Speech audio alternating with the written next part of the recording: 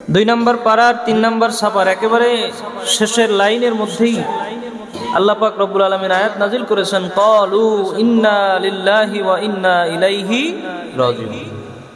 মানুষ মারা গেলে আমরা সাধারণত করি না, অনেকে হয়তো বা দোয়া ভাবছে, মানুষ মরার দোয়া নাকি, অনেকে ভাবতে পারে যেটা মনে হয় মরার দোয়া। না, মরার দোয়া না, বরং এটা একটা আয়াত।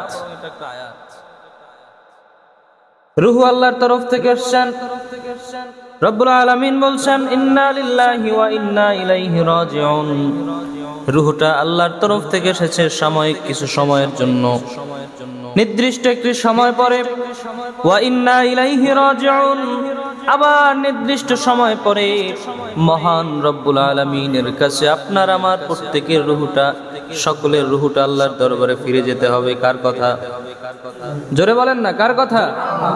ক্বালু ইন্না লিল্লাহি, নিশ্চয় আল্লাহর তরফ থেকে রূহটা আমাদের কাছে এসেছে, আল্লাহ ফুৎকার দিয়েছেন।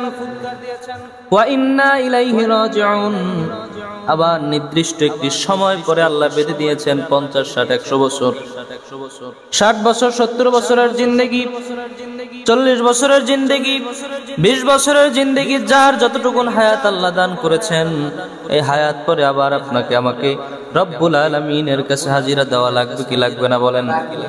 জোরে কোন। কেউ পৃথিবীতে থাকতে পারবে? কুল্লু নাফসিন যায়িকাতুল মাউত, যেই পৃথিবীর বুকে আগমন করেছেন, এই পৃথিবীতে আমরা আগমন করেছি, এটাই আমাদের জন্য যাওয়ার একটা সার্টিফিকেট। আগমন করেছেন তো আপনাকে যেতেই হবে।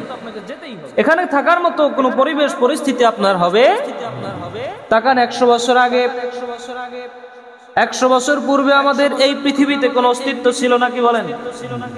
এখন আছে, আবার 100 বছর পরে আমাদের কোনো অস্তিত্ব থাকবে না, সকলেই চলে যেতে হবে।